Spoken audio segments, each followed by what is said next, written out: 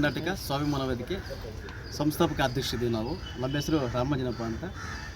ಇದನ್ನು ನಾವು ಬೆಂಗಳೂರು ಏನು ನಮ್ಮ ಪ್ರೆಸ್ ಕ್ಲಬ್ಬಲ್ಲಿ 7th ಡೇ ಮೆಡಿಕಲ್ ಅಂದರೆ ಹಾಸ್ಪಿಟ್ಲಲ್ಲಿ ಅಂದರೆ 7th day advantage medical centre multi facility ಹಾಸ್ಪಿಟ್ಲಲ್ಲಿ ಒಂದು ಸಾವಾಗಿದೆ.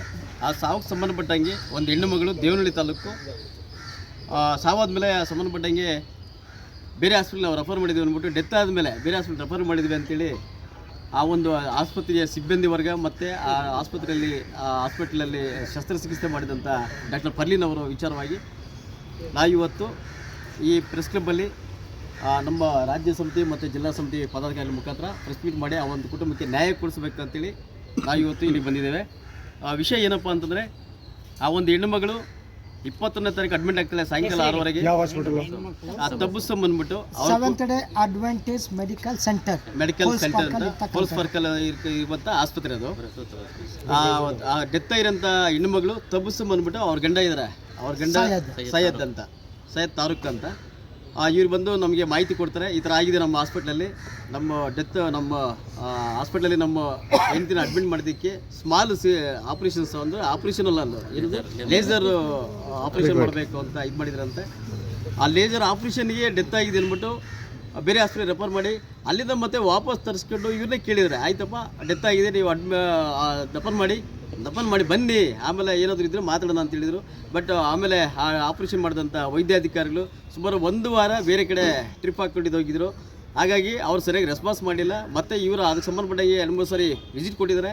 ವಿಸಿಟ್ ಕೊಟ್ಟಾಗ ಆ ಕನ್ಸಲ್ಟ್ ವ್ಯಾಪ್ತಿಗೆ ಬರುವಂಥ ಪೊಲೀಸ್ ಇಲಾಖೆಯನ್ನು ಕರೆಸ್ಕೊಂಡು ಇವ್ರ ಮುಖಾಂತರ ನಾವು ಮಾತಾಡೋಣ ಅಂತ ಸುಮಾರು 15-20 ದಿವಸ ವೆಯ್ಟ್ ಮಾಡಿದ್ದಾರೆ ಪೊಲೀಸ್ ಸ್ಟೇಷನಲ್ಲಿ. ನಾವೇನು ಮಾಡಿದ್ವಿ, ಆ ಪೊಲೀಸರು ಬಂದು ಆಯ್ತಪ್ಪ ಮಾತಾಡೋಣ, ನಿಮ್ಮ ಕುಟುಂಬ ಏನಾದರೂ ಒಂದು ಪರಿಹಾರ ಕಲ್ಪಿಸ್ಕೊಡ್ತೀವಿ ಡಾಕ್ಟರ್ ಮುಖಾಂತರ ಅಂತ ಹೇಳಿರ್ತಾರೆ. ಬಟ್ ಅವಕಾಶನೇ ಕೊಟ್ಟಿರಲ್ಲ ಹಾಸ್ಪಿಟ್ಲೇ ವೈದ್ಯಾಧಿಕಾರಿಗಳು. ಈ ವಿಚಾರವಾಗಿ ನಾವು ಇವತ್ತು ಪ್ರೆಸ್ ಮೀಟ್ ಮಾಡಿದ್ವಿ. ಪ್ರೆಸ್ ಮೀಟ್ ಮಾಡಿ ಈ ಕುಟುಂಬಕ್ಕೆ ನೊಂದು ಕುಟುಂಬಕ್ಕೆ ನ್ಯಾಯ ಸಿಗಬೇಕು. ನಮ್ಮ ಡಿಮ್ಯಾಂಡ್ಸ್ ಇಷ್ಟೇ. ಆ ಒಂದು ಕುಟುಂಬದಲ್ಲಿ 3 ಜನ ಮಕ್ಕಳಿದ್ದಾರೆ, ಅಂಗವಿಕಲರಿದ್ದಾರೆ. ಆ ಅಂಗವಿಕಲರಿಗೆ ಆ ಒಂದು 7th ಡೇ ಅಡ್ವಾಂಟೇಜ್ ಏನು ಶಾಲೆ ಇದೆ, ಆ ಶಾಲೆಯಲ್ಲಿ ಆ ಮಕ್ಕಳಿಗೆ ವಿದ್ಯಾಭ್ಯಾಸ ಕೊಡಬೇಕು. ಮತ್ತು ಅವರು ಕುಟುಂಬ ಬದುಕಲಿಕ್ಕೆ ಅದೇನಾದರೂ ಒಂದು ಪರ್ಯಾಯ ವ್ಯವಸ್ಥೆ ಮಾಡ್ಕೊಡ್ಬೇಕು. 1-2 ಎಕರೆ ಜಮೀನು ಮಾಡಿಸ್ಕೊಡ್ಲಿ ಅಂತ ನಮ್ಮ ಡಿಮ್ಯಾಂಡ್ಸ್ ಇದೆ ಹಾಸ್ಪಿಟ್ಲ್ ಮುಖಾಂತರ.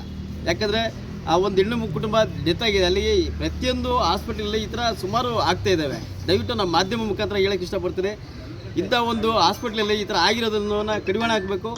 ಸರ್ಕಾರ ಇದ್ರ ಬಗ್ಗೆ ಹೆಚ್ಚು ಗಮನ ಹರಿಸಬೇಕು. ಹಾಸ್ಪಿಟ್ಲಲ್ಲಿ ಸರಿಯಾದ ಒಂದು ವೈದ್ಯಾಧಿಕಾರಿಗಳನ್ನ ಇದು ಮಾಡಬೇಕು.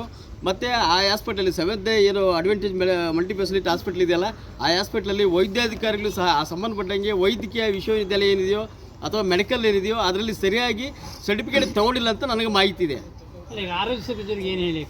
ಆರೋಗ್ಯ ಸಚಿವರಿಗೆ ಈ ಸಂಬಂಧಪಟ್ಟಂಗೆ ಈ ಕುಟುಂಬಕ್ಕೆ ನ್ಯಾಯ ದೊರಕಿಸ್ಕೊಡ್ಬೇಕು. ಆ ಹಾಸ್ಪಿಟ್ಲಲ್ಲಿ ಏನು ಪೇಷೆಂಟ್ ಸಾಯಲಿಕ್ಕೆ ಕಾರಣ ಆದರೂ ಅಂಥ ಅವ್ರನ್ನ ಆಸ್ತಿಗಳು ಮುಟ್ಟುಗೋಲು ಹಾಕಿ ಅವ್ರ ಕುಟುಂಬಕ್ಕೆ ನ್ಯಾಯ ದೊರಕಿಸ್ಕೊಡ್ಬೇಕು ಅಂತ ತನಿಖೆ ಕೇಳ್ತಾ ಇದ್ದೀರಾ? ತನಿಖೆ ಕೇಳಿದ್ವಿ. ಅಲ್ಲಿ ಏನಾಗಿದೆ, ಇದುವರೆಗೂ ಸುಮಾರಾಗಿದೆ ಅಂತ, ಅಲ್ಲಿ ಆ ಹಾಸ್ಪಿಟ್ಲಲ್ಲಿ ಸುಮಾರಾಗಿದೆ ಅಂತ ನಮಗೆ ಮಾಹಿತಿ ಇದೆ. ಆ ಸಂಬಂಧಪಟ್ಟಂಗೆ ಎನ್ಕ್ವೈರಿ ಆಗಬೇಕು. ಏನು ಗೃಹ ಮಂತ್ರಿ ಆಗಿರ್ಬೋದು ಅಥವಾ ಸರ್ಕಾರದ ನಮ್ಮ ಆರೋಗ್ಯ ಮಂತ್ರಿ ಆಗಿರ್ಬೋದು, ತನಿಖೆ ಮಾಡಿ ಈ ಕೂಲಂಕುಷವಾಗಿ ಈ ಕುಟುಂಬಕ್ಕೆ ನ್ಯಾಯ ಸಿಗಬೇಕಂತ ನಮ್ಮ ಒತ್ತಾಯ.